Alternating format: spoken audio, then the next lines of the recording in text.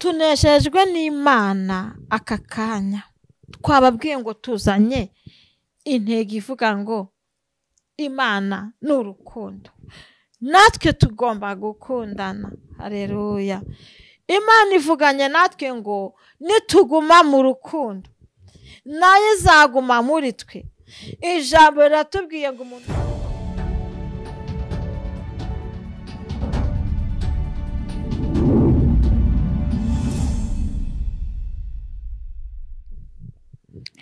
turabashuhuje abadukurikiye, abakurikiye Mukakarangwa TV, abakunzi bacu aho muherereye hose, waba uri mu Rwanda, waba uri Amerika, waba uri aho uherereye hose, tuguhaye ikaze ku murongo wacu. Tunejejwe nuko mudukunda, natwe turabakunda, kandi duhora tubazanira ijambo ry'Imana kugira ngo ribashe kugira ahantu ritugeza, tubashe gusobanukirwa neza. Reka rero dutangire dusenga Imana, tubagezeho ibyo Imana yaduhaye kubaho. Data, mu izina rya Yesu, Imana y'amahoro, Imana y'ibyiringiro, Imana yatanze Yesu, Imana ifite ubutware n'ubushobozi, Imana si umwami wacu Yesu, turakunezererewe, turagukunda, nawe uradukunda, kandi tugushimira ko ari wabanje kudukunda mbere. Rero tuzanye ijambo ryawe urishyigikire, kandi abantu basobanukirwe cyane ibijyanye n'urukundo, kandi udukomereze mu rukundo kuko nawe uri urukundo. Dusenze twizeye ko udukunda, kandi kuri byose kuri twe, mu izina rya Yesu wabambwe rimwe gusa. Amen. Amen. Musikame mu rukundo, kandi musengeshe umwuka iteka, nimucogore mushyitse Yesu agarutse, nibwo muzaba baragwa b'ijuru. Musikame mu rukundo, kandi musengeshe umwuka iteka, nimucogore mushyitse Yesu agarutse, nibwo muzaba baragwa b'ijuru. Yesu nagaruka batihanye bazababazwa, kuko batahamije Yesu uko bikwiriye, bazabyifuza mu bihe bikomeye, bazifuza igihe cy'umufasha w'umwuka wera, bazifuza igihe cy'umufasha w'umwuka wera, bazifuza igihe cy'umufasha w'umwuka wera, bazifuza igihe cy'umufasha w'umwuka wera, bazifuza igihe cy'umufasha w'umwuka wera. Amen. Turirimbye umuririmbyi uvuga ngo dushikame mu rukundo. Imana ishimwe. Reka dusome ijambo ry'Imana dusanga muri Yohana wa mbere ibice 4, turava ku murongo wa 16, turasoma mu izina rya Yesu.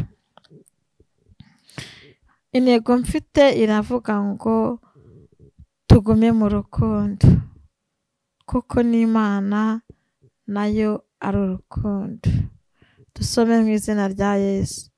Imana ni urukundo, kandi uguma mu rukundo aguma mu Mana, Imana ikaguma muri we. Ibyo nibyo bimaze gutunganya rwose urukundo muri twe, kugira ngo tuzatinyuke ku munsi w'amateka, kuko uko ariko turi muri iyi si. Mu rukundo ntiharimo ubwoba, ahubwo urukundo rutunganijwe rwose rumara ubwoba, kuko ubwoba buzana igihano, kandi ufite ubwoba ntiyari yashyikira urukundo rutunganijwe rwose. Turayikunda kuko ariyo yabanje kudukunda.